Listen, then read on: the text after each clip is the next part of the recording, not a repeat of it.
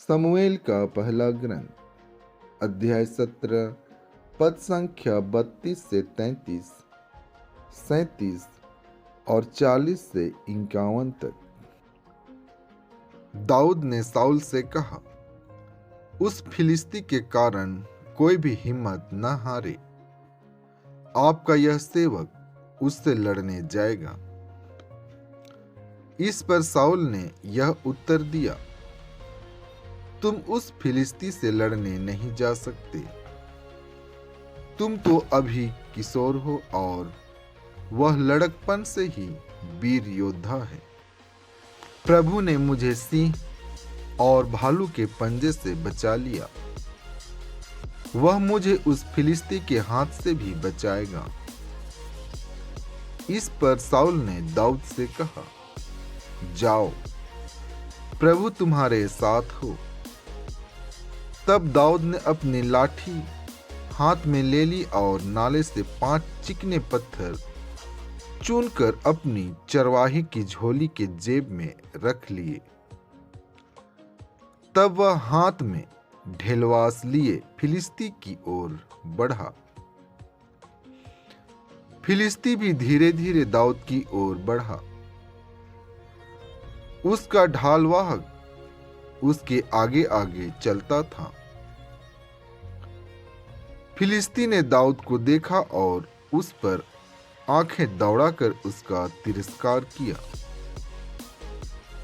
क्योंकि वह किशोर था। उसका रंग गुलाबी और शरीर सुडौल था। फिलिस्ती ने दाऊद से कहा, क्या तुम मुझे कुत्ता समझते हो, जो लाठी लिए मुझसे लड़ने आए? और वह अपने देवताओं का नाम लेकर दाऊद को कोसने लगा।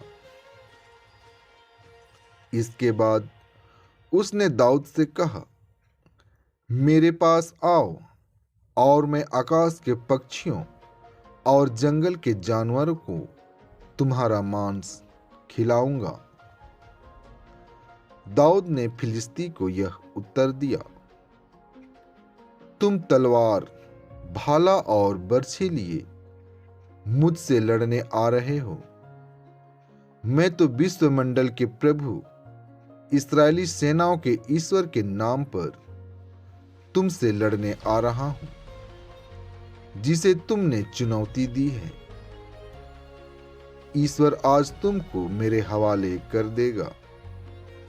मैं तुमको पछाड़कर तुम्हारा सिर काट डालूंगा और आज ही आकाश के पक्षियों और जंगल के जानवरों को फिलिस्तियों की लाशें खिलाऊंगा, जिससे सारी दुनिया यह जान जाएगी कि इस्राएल का अपना ईश्वर है।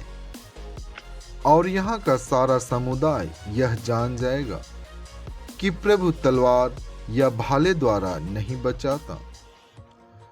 प्रभु ही युद्ध का निर्णय करता है और वह तुम लोगों को हमारे हवाले कर देगा। जब फिलिस्ती फिर आगे बढ़ने लगा तो दाऊद उसका सामना करने के लिए दौड़ पड़ा। दाऊद ने झोली में हाथ डालकर एक पत्थर निकाल लिया। उसने ढेलवास में लगाया और फिलिस्ती के माथे पर मार दिया। वह पत्थर उसके माथे में गड़ गया और वह मुंह के बल भूमि पर गिर पड़ा। इस प्रकार दाऊद ढेलवास और पत्थर द्वारा फिलिस्ती पर विजयी हुआ। उसने फिलिस्ती को पछाड़ा और मार डाला, यद्यपि उसके हाथ में तलवार नहीं थी। दाऊद फिलिस्ती के पास दौड़ आया। उसने फिलिस्ती की तलवार म्यान से निकाली और उससे उसका सिर काटकर उसे मार डाला।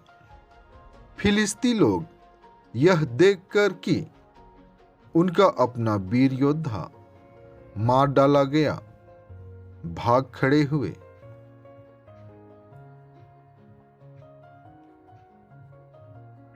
आज का पवित्र सुसमाचार संत मार्कुस से लिया गया है। अध्याय 3 पद संख्या 1 से 6 तक। ईसा फिर सभागृह गए। वहां एक मनुष्य था जिसका हाथ सूख गया था। वे इस बात की ताक में थे कि ईसा कहीं विश्राम के दिन उसे चंगा करे और वे उन पर दोष लगाएं। ईसा ने सूखे हाथ वाले से कहा, बीच में खड़े हो जाओ। तब ईसा ने उनसे पूछा, विश्राम के दिन भलाई करना उचित है या बुराई, जान बचाना या मार डालना? वे मौन रहे। उनके हृदय की कठोरता देखकर ईसा को दुख हुआ और वह उन पर क्रोध भरी दृष्टि दौड़ाकर उस मनुष्य से बोले, अपना हाथ बढ़ाओ। उसने ऐसा किया और उसका हाथ अच्छा हो गया। इस पर फरीसी बाहर निकलकर तुरंत हेरोदियों के साथ ईसा के विरुद्ध परामर्श करने लगे कि हम किस तरह उसका सर्वनाश करें। आमीन।